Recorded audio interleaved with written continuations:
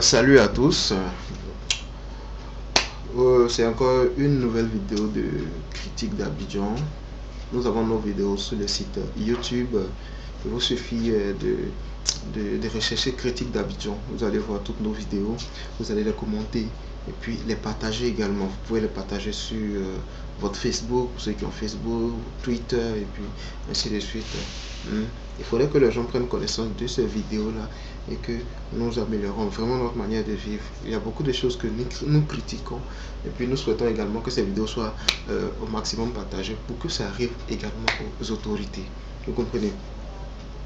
Aujourd'hui, dans ce sujet, nous allons critiquer les personnes qui téléphonent encore au volant. Les personnes qui téléphonent et puis qui continuent de téléphoner au volant malgré cette loi qui a été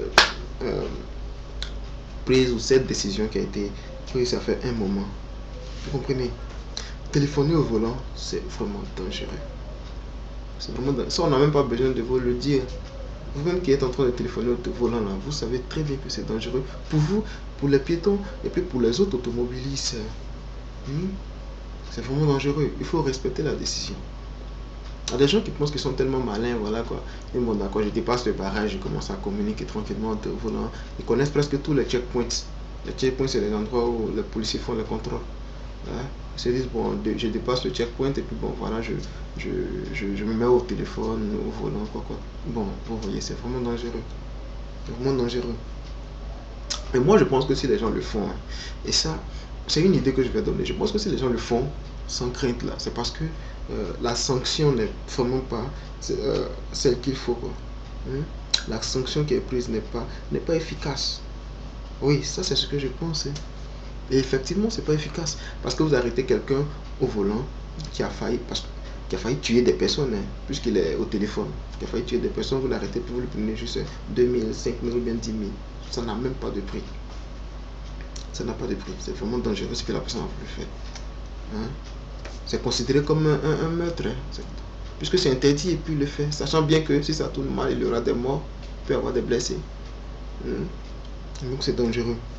Pour la sanction là, moi je pense qu'il faut arracher le téléphone. Quelle que soit la personne, il faut arracher le téléphone. Laissez leur argent dans leur poche. S'ils ont assez d'argent pour payer les checkpoints, ils vont s'acheter d'autres téléphones. Vous arrêtez quelqu'un qui est au téléphone, au volant, vous récupérez ça. Il faut confisquer le téléphone et ne rien lui remettre. Que ce soit la carte SIM qui est dedans, que ce soit la carte mémoire qui est dans le téléphone, quel que soit tout ce qu'on ne lui remet rien. Vous confisquez le téléphone. Ça va faire plus peur que d'accepter de prendre quelques sous. Même si le téléphone ne coûte rien, mais ce que la personne va perdre, le temps qu'il va perdre, aller récupérer une autre puce dans une agence, aller mettre une autre carte mémoire et puis avoir la crainte qu'il avait des documents, des photos sur sa carte mémoire qu'il a perdu, ça va les inquiéter.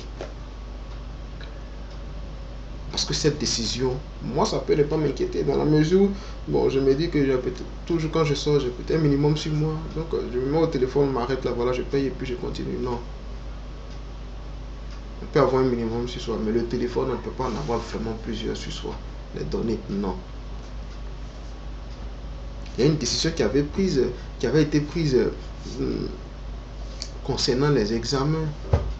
Il était interdit d'avoir un téléphone sur soi pendant qu'on composait les examens.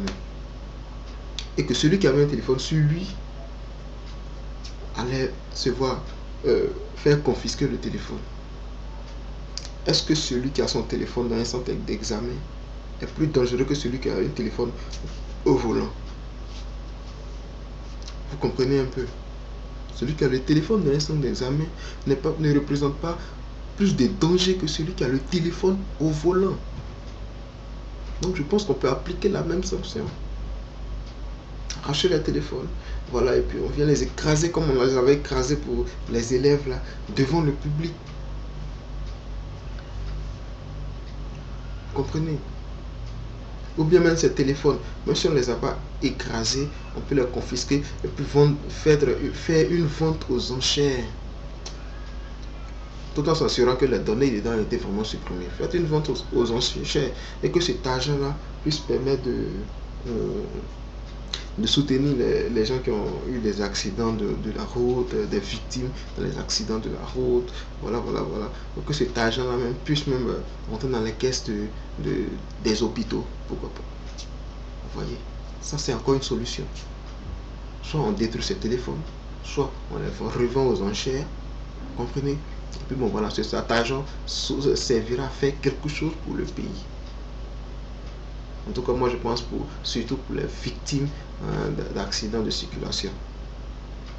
Donc, revoyez cette décision-là, en sorte que les gens aient vraiment peur, parce qu'on les voit toujours au téléphone pendant qu'ils sont au volant, ils n'ont peur de rien, parce qu'ils ont juste le minimum sur eux pour payer lorsque le policier va les arrêter.